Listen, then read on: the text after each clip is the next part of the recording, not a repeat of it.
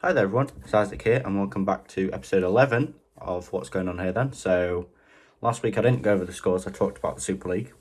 As of that night, or I uploaded it on the Monday, so the Monday it was breaking that the clubs were planning on leaving, and on Tuesday it was confirmed that most clubs, I think it's only Real Madrid that really have said they still want to be in it. All English clubs and two of the three Spanish sides and the three Italian sides have left. So a victory for the fans. I think we can't just move on. We've got to sort of have a similar approach in that we must squash any of these ideas if they come out in the future. And I think there needs to be changes in quite a few clubs. Upper management, because this can't happen because it's just greed at the end of the day. And like with United, Ed Woodward's leaving, and it's rumoured that the Glazers want to sell. It's rumoured that someone who's an Englishman who's loved football all his life wants to buy Arsenal. It's not a case of everyone's got to leave. I feel like some people were just following the crowd, but something's got to change in each club to prevent this happening again, kind of thing. But anyway, we move on. It's all over and done with.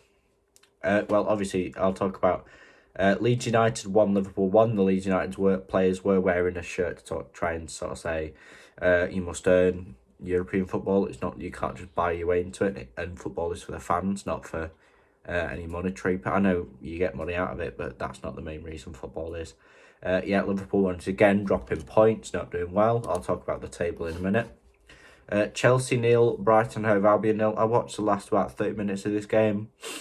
And a pretty boring game, to be honest. Not really much going on there.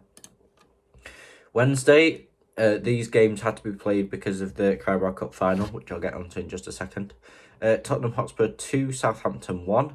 Tottenham victors in that game, going into the final of the Carabao Cup with a bit of confidence, which I'll get onto when we get round to Sunday. And then Manchester City beat Aston Villa 2-1, although Aston Villa did go ahead within something like in about 2 minutes thanks to John McGinn, but City came back. Fair play. Thursday, Leicester City beat West Bromwich Albion 3-0. Confident to get into the final of the FA Cup for the first time for them in a long time, obviously shows. Good for them. I can't recall a major final they've been to. Obviously, they won the Prem and then they played in the final of Community Shield, but that's not really. I don't really class that as a final. But the first final and first trophy they're competing for since they won the Premier League. Obviously, really good for them, and they're looking to be in top four this season. I think top four will be Manchester City, Manchester United, Leicester City, and West Ham. I think Chelsea are going to get 5th, Liverpool 6th. I don't think Everton are getting any European football. I think West Ham are somehow going to get 4th, which is going to be absolute scenes if they do, down at the Olympic Stadium. And then Arsenal lost to Everton 1-0, thanks to a Bernd Leno own goal. Richarlison came in off the right, swept it past Granit Xhaka. Couldn't deal with it. He kicks it, trying to get it to Lacazette or Aubameyang. And just Leno's foot's in the wrong place and it just rebounds into the goal. Everyone was dumbfounded by it. I remember the commentator, I think it was Martin Tyler, going, "Oh, poor shot there from Richarlison. Oh, but it's a goal." So, commentator's curse, as it were. On Saturday, Liverpool 1, Newcastle 1. Again, Liverpool dropping points. This is why I can't see them getting top 4. I can see them getting top 6 and into Europa League, but top 4 I cannot see happening, which is a real shame because as much as I'm a United fan, Liverpool have got too good of a squad to not be challenging every year. I don't know what it is with Liverpool this year. Obviously, the losses of Virgil van Dijk and Joe Gomez have been hard, but they've got the money, and in the January transfer window, they brought in Ozan Kabak, a defender who hasn't kept a clean sheet all season for Schalke, and a League Two defender who hasn't even played yet. I don't know if he's fully signed. He's coming in the summer, but he's not even. They bought 2 defenders. They could have gone out and got a Koulibaly, or they could have got out and got an aging experienced person on a 1 year, or gone and got someone and said, you might be playing backup next year. Go out and get yourself a Koulibaly. Go out and get yourself a Milan Skriniar. Go out and get yourself, even bring in Jan Vertonghen from Benfica or Nicolas Otamendi. I know they've been shaky, but they've got Premier League experience. The League Two defender and Ozan Kabak are not fit for the intensity of the Prem. Ozan Kabak obviously has been looking good in a few games, but they keep on dropping points. And it's the same with the midfield. Yeah, they've lost players, but Liverpool's squad is stacked. And they brought in Diogo Jota, but yet whenever Diogo Jota was fit, they continued to play Firmino. And Firmino is no longer a Premier League value striker, in my opinion. Firmino needs to go somewhere like France, Germany. Could go back to Brazil. Could go America. But he's not fit for the Prem anymore, in my opinion. And he could go Spain. But Firmino is not a Premier League striker. And you bring in a young 24-year-old Diogo Jota, who when he's played scores or assists most games. I'm dumbfounded at Liverpool's naivety this season. But anyway, we move on. Chelsea then beat West Ham 1-0, contrary to popular belief by what I was saying earlier. How I thought West Ham were going to beat Chelsea to top four. I still think it will happen, because I don't see Chelsea keeping up the momentum. Changing manager mid-season can sometimes work, but it sometimes also stunts your progress, because yes, Frank Lampard wasn't in the position he wanted to be in, but he's worked hard with them all season. And now they've got to learn a new style of play midway through. And I know the footballers and they should be able to, but that is an extremely difficult thing to ask of them. And then Sheffield United, despite already being relegated, managed to beat Brighton 1-0. So it shows they've not already given up and they're still keeping on going. And then Sunday, so yesterday, Burnley beat Wolves 4-0. Big scoreline for Burnley. I haven't seen many scorelines like that before. Leeds drew 0-0 with Manchester United. The commentator very rightly said all the goals were used up in the Old Trafford game. 6-2 that was, and then 0-0.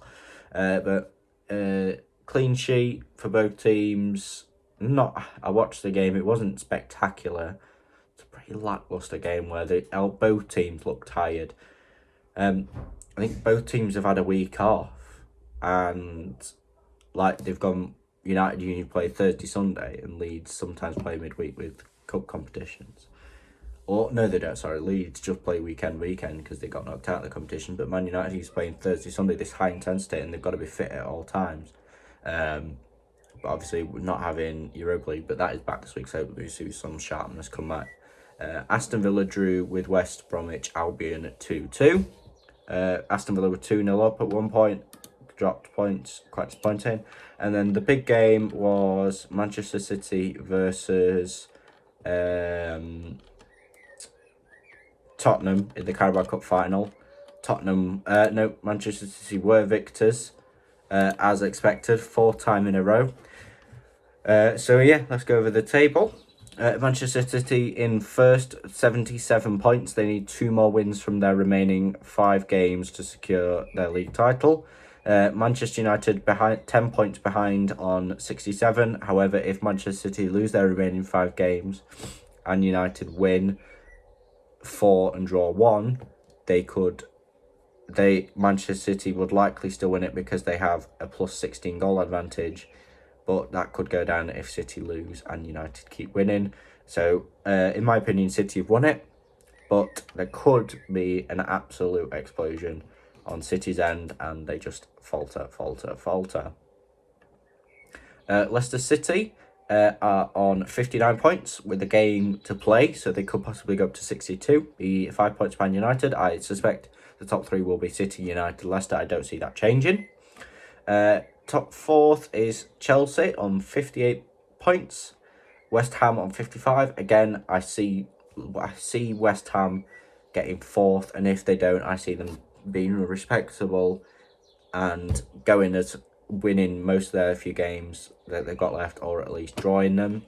Liverpool on 54 points, so that 4th place is all to play for at the minute. Liverpool are 4 points behind, but that 4 points is easy to get if Chelsea drop points, and there's teams that have got a lot to play for. Tottenham on 53. Again, they could get into Europa League. Everton, 52, could get into Europa League. So the top 8, I think the top 3 that are now will be the top 3. 4, 5, 6 will be interchangeable. Or maybe just 4 and 5 I think will change. 6, 7, 8 is massively open and is anyone's game. I think Liverpool, Tottenham or Everton will get 6th. I don't know which at the minute. I see Liverpool crumbling even more than they have. 9th Leeds, 10th Arsenal, 11th Villa, 12th Wolves, 13th Crystal Palace, 14th Burnley, 15th Southampton, 16th Newcastle, 17th Brighton and Hove Albion, 18th Fulham, 19th West Brom and 20th Sheffield United. Anyway, that has been this week. Hope you enjoyed. See you later.